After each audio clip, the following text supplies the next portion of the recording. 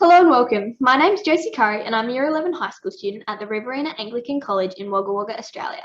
This is a series of brief interviews with some of the most significant leaders in STEM from around the world, and they're all amazing women. I'm passionate about science, technology, engineering, mathematics, and medicine, or STEM as we say now, and I will pursue a career in STEM. So I'm honoured to be able to ask a few questions of some inspirational women in STEM. I really want to thank them all for generously taking the time to chat and, importantly, pass on their rich insights. Hopefully, other young women with an aptitude for STEM can take inspiration and guidance from their experience and insights. The role of these interviews is to inspire the next generation of women in STEM. Today I'm speaking with Dr. Tina Buehner. Dr. Tina Buehner has been in the field of nuclear medicine and molecular imaging for 21 years. She began her career as a staff nuclear medicine technologist and clinical educator in Chicago, where she worked for over 14 years. Dr. Buehner is board certified in nuclear medicine technology, computed tomography, and radiation safety by the Nuclear Medicine Technology Certification Board, and in nuclear medicine technology and computed tomography by the American Registry of Radiologic Technologists. She holds a Master of Science degree in Health Services Administration and a Doctorate of Health Sciences. She focused her doctoral research on using a novel amino acid PET-CT radiotracer for improving the diagnosis of ovarian, endometrial, and cervical cancers. She has been on the board of directors and House of Delegates in the Society of Nuclear Medicine and Molecular Imaging since 2010, receiving her fellowship in 2015. She has served as the chapter president and president of the Society of Nuclear Medicine and Molecular Imaging Technologists section. She has been an invited speaker both nationally and internationally, authored several book chapters, and is an advocate for work-life balance in working mums and equality for women in medicine. Dr. Buehner is currently part of the medical affairs team at GE Healthcare in the Division of Oncology, where she is focused on advancements in breast cancer imaging and response to therapies. Thank you, Dr. Tina Buehner, for taking the time to chat today. What drew you to a career in nuclear medicine technology, and what excites you about this space? Great question. So I think I always knew that I was going to do something in medicine and healthcare. I had that innate quality for nurturing, even as a small child, whether it was with my dollies or one of my younger cousins. But I wasn't really sure exactly what I was going to do. So for a while, I thought, kind of played with the idea of going to medical school, and I looked at a couple different professions, but I wasn't sure at first. So when I started college, I just started taking all of the core courses for science track. So my biology, anatomy and physiology 1 and 2, chemistry, organic chemistry. I think I took a math class in there. And full disclosure, math is that one area in STEM which I am not really, it's not my strong point, and it still isn't to this day, but I knew I had to take it. So I started taking those courses. And then at some point, I was at school and I was in the academic office and kind of like literally going through programmatic brochures or different schools, because back in that day we didn't have Google search. So I was like physically going through these, and I remember that there was 2 programs that really caught my eye. One was St. George Medical School in the Caribbean, and had palm trees and beautiful water. And I was like, okay, that's enticing. And the other one was nuclear medicine technology. And it had this really, at that time, it was cutting edge quality, but it was a brain scan and it was a bunch of dots. It kind of essentially is what it looked like. But it was, I don't remember if it was a PET brain or a SPECT brain, but I opened up and I read about it, and I was like, this is great. This is what I want to do. I think I want to do this. And I applied for the program. A couple months later, I got an acceptance letter pending another math course. I think I had to take calculus or something, but I got accepted into the program, and I just loved it. And it excited me because we were able to see things on a functional level as opposed to just anatomic level. So I think that's what kind of excited me and drew me to it. Yeah, it's good to see that there are so many options in medicine. How would you describe your journey to a career in nuclear medicine? Was it direct from school to college or less direct? Oh no, mine was not direct at all. Actually, there was different paths in between. So very early on, I was kind of thinking that I was going to be a physician. So my my mom's godfather, my great uncle, was a physician, and my mom was born here, but her family is like Italian immigrants. So my uncle was really like the first one who was professional in the family and who had went to school, and he was, really highly regarded, as he should be. And I used to love to spend time and go there to his office. And then when they started driving, I was responsible for taking my grandmother and my aunts back and forth to their appointments. So I was there quite a bit. And I remember he had a faculty appointment at the hospital where he taught. And then, he also had like a small clinic, like private practice, a couple blocks away. And that's what I loved. I used to like to go there, and it was small. It was just him. He had one other person in the office, which was like, it was the nurse / receptionist / guardian of all the delicious candy that was in the office. And it was just small and it was quaint. And that's what I liked. And I was like, you know what, I'm going to do this. I'm going to be a medical doctor. That's what I'm going to do. So at some point at a family party, I think I announced, this is my path. I'm going to be a medical doctor. And I remember them asking me, what are you going to specialize in? What are you going to do? And I was like, I kind of struggled with specialization. I was like, I don't know. I'm going to do it all. I'm going to deliver babies. I'm going to treat young and old. And I think there was some laughter, probably some ridicule from my older cousins. And my aunt took me aside and she's like, listen, you just have to think about what you want to do, what you want to specialize in, what's important to you. And I was like, okay, you know what? I'm going to be an eye surgeon. That's what I'm going to do. So I worked up enough courage, because I was really, really shy and really quiet, worked up enough courage to have to schedule an interview with an ophthalmologist. And I had all my little questions written out. And I went into the appointment and I said, thank you for meeting with me. I wanted to explore a career in ophthalmology. And he cut me off. He's like, it's not for women. And I didn't know how to respond to that. I didn't know what to say. And so I went to my little questions and I was like, what's your typical day like? And he's like, busy, very busy, and not for women. And I was probably too naive to really understand the gravity, I think, of what he was saying to me, but I knew the interview was kind of over. So I left and I didn't think again about ophthalmology. I was like, not for me. Clearly this man who knows better is telling me, like, this is not for you. And that's just kind of the way I was. I didn't question it. Obviously I'm a much different person today. So had I had that conversation today, it would have went a lot different.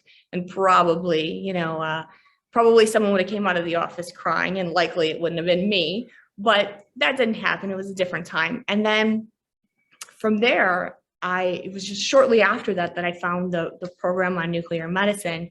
And when I went into the program for like the information session, I was too shy to ask during the session, but afterwards I remember asking the instructor, well, so these tracers you talk about, what do they specialize in? What do they target?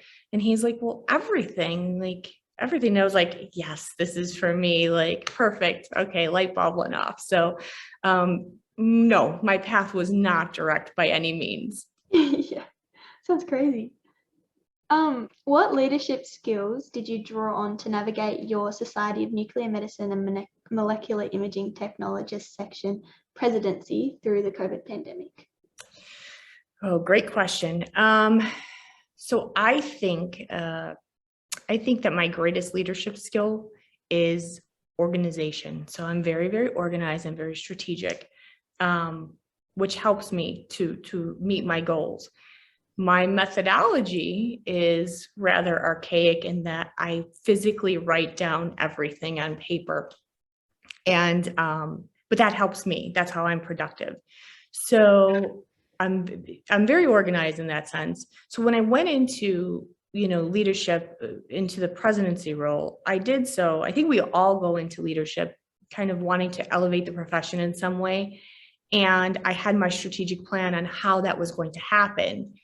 And of course, was about halfway through my year as president-elect, COVID hit. I had just returned from Europe at a meeting, and I was actually scheduled to come out to Australia in March, and then the world shut down.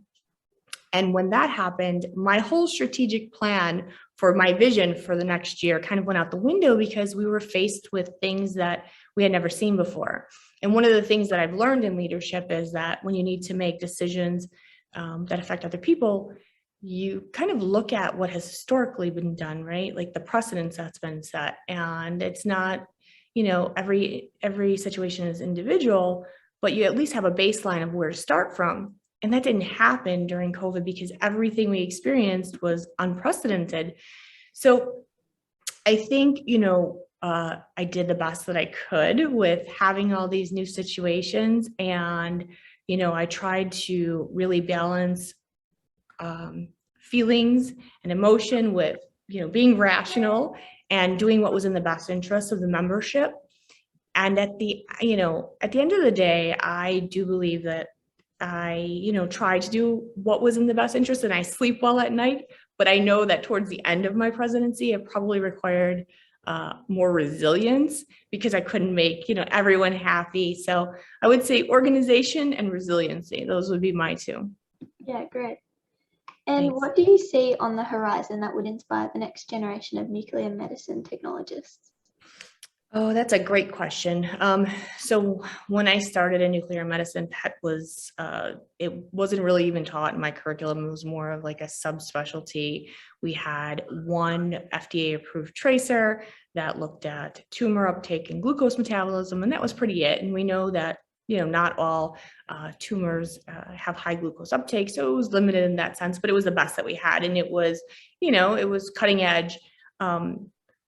Now there is like this explosion of all sorts of new tracers with different molecular pathways and opportunities for imaging and therapy. And I think that nuclear medicine technologists are going to play a very integral role in diagnostics and therapeutics.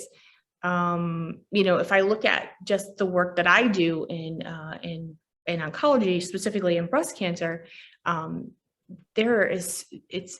it impacts so many women. The research that I did for my doctorate was looking at gynecologic cancers. So, and if you look at ovarian, endometrial, and cervical cancers alone, all of the new cases a year are a fraction, not even half of the new cases for breast cancer every year. So it's pretty astounding for women's health. And I know that, we have made huge strides in it. And, science has taught us that breast cancer cell proliferation or tumor growth is often fueled by hormone receptors or other growth receptors. And knowing that we can kind of use that for targets for therapy and for imaging and for therapy. And, as new therapies come out and they need to evaluate them, I really think that molecular imaging is going to continue to have a real integral role in that, in the evaluation of those things. So I see PET CT imaging really, really growing quite a bit. Yeah, that'll be great to see. Here in Australia, there has been some progress in terms of gender equity in the health sciences. What are your observations with respect to gender balance in STEM? Yeah, great question. I definitely think that there is a global effort for getting more women into STEM. We see that a lot. Even here in the US, there's more of a push for encouraging women to enter STEM careers and things like that. I think it's important to have resources when you're deciding like what area you want to go into, but then even afterwards in practice, having resources is so critical because sometimes the challenges really don't end there. So just having good outlets, good resources can be really helpful. There's a group that I am in on Facebook. It's Academic Research Moms.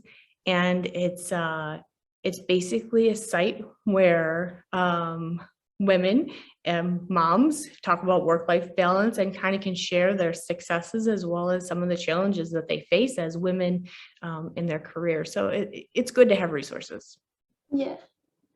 Through your numerous leadership roles, have you encountered any gender-based challenges, and what advice can you offer to young women to help navigate these challenges? Yeah, so let's see. So my career has spanned over 20 some odd years now. So I think some of the gender-based biases that I had early on probably would never happen to this day. But when I was a really young novice technologist, I wasn't married. I didn't have my kids at the time, so I was able to have my full-time job. And then I also like took call or worked at other hospitals kind of on the side. And one of the hospitals that I worked at, there was about 6 technologists, 3 men and 3 women, including myself. And they told me the dress code for men was business casual with the long white lab coats. And for women, we had to wear the short lab coats that we typically see here in our medical students and scrubs, but everything had to be maroon. And there was really no rationale behind it. That was just what they wanted.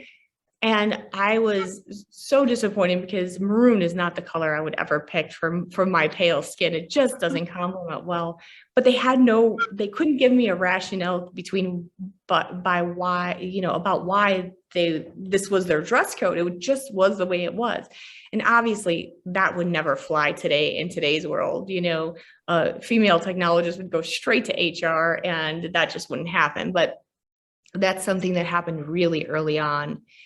And then I think more recently, probably a few years ago, I was at a conference and I had spoke on something. I don't remember what I spoke on.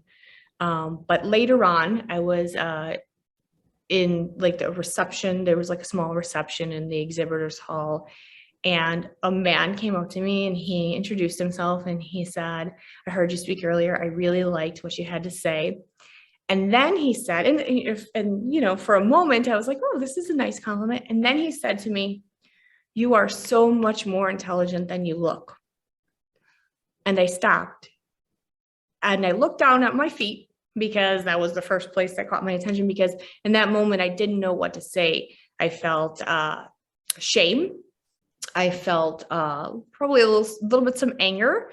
But I looked up and I said, "What do you mean?" Like, I don't know, how did I say it to him? I'm trying to think. I said, "How do I look?" And when I said that and I put it back on him, he got uncomfortable. And he said, "Well, you're blonde." And I didn't say a word. I just kept looking at him and I'm nodding that I'm receptive to what he's saying. And he said, "And your nose is pierced." Okay. And he said, and he's growing more and more uncomfortable at this point.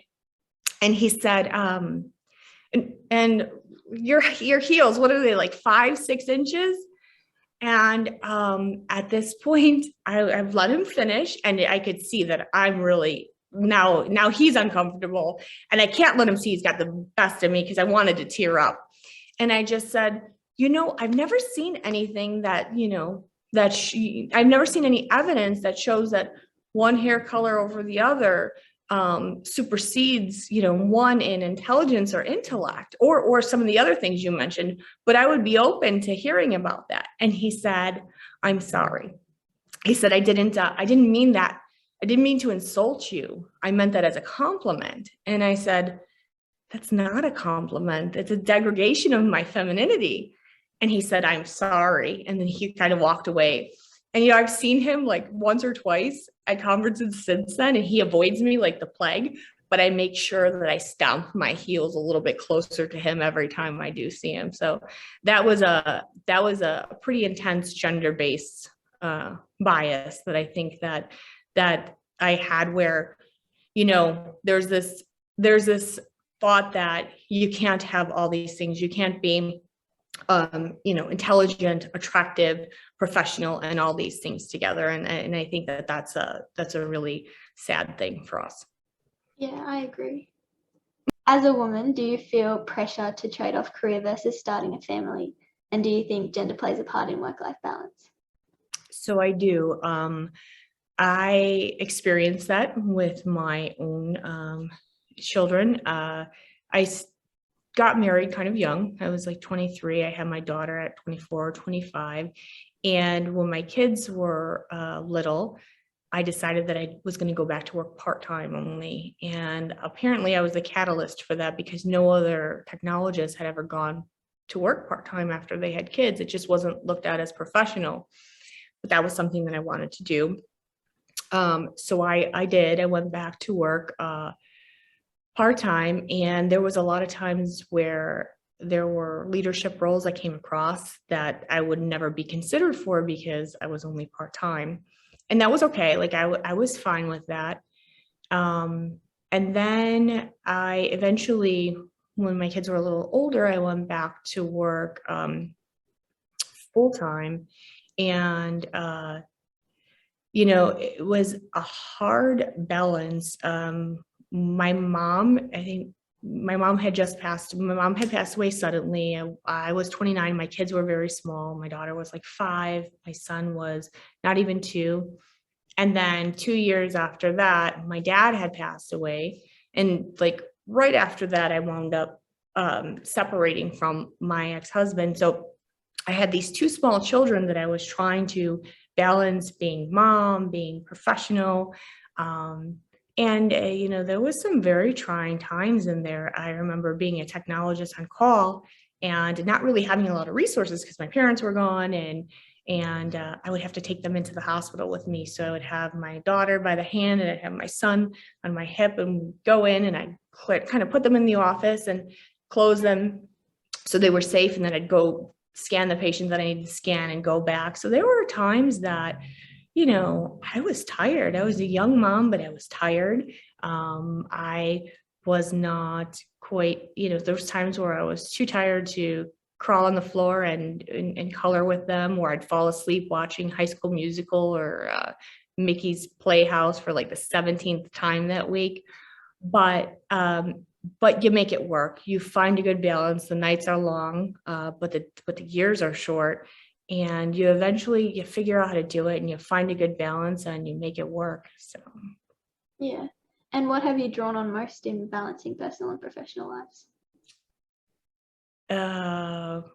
My faith. So I know that's not the most scientific answer, but I am very strong in my faith in that, if you try and do things, with a good heart and with good on, and you're honest about your intentions and you're transparent about those, I think that if you work hard, that's all you can do, and whatever will fall into place at that time, when it's supposed to. So I've kind of used that to help me find balance sometimes.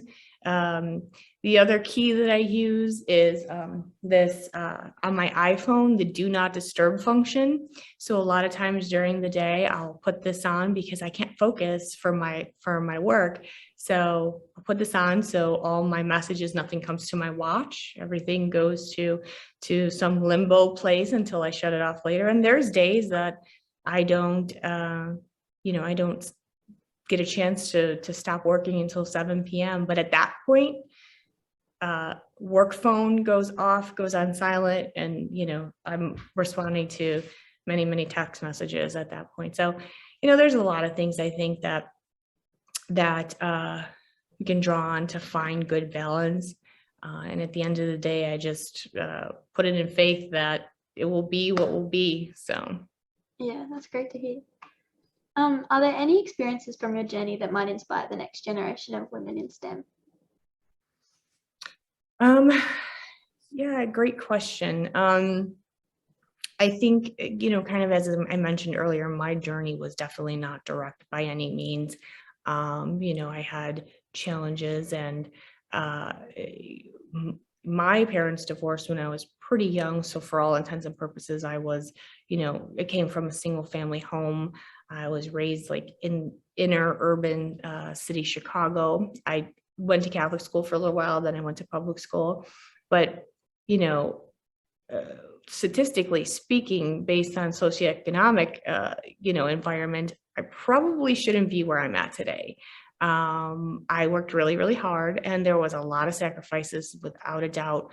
But I would say that you can overcome those things if if it's in your heart and if it's what you want, you'll reach for it. It may take you a little bit longer. My path was not direct, for sure.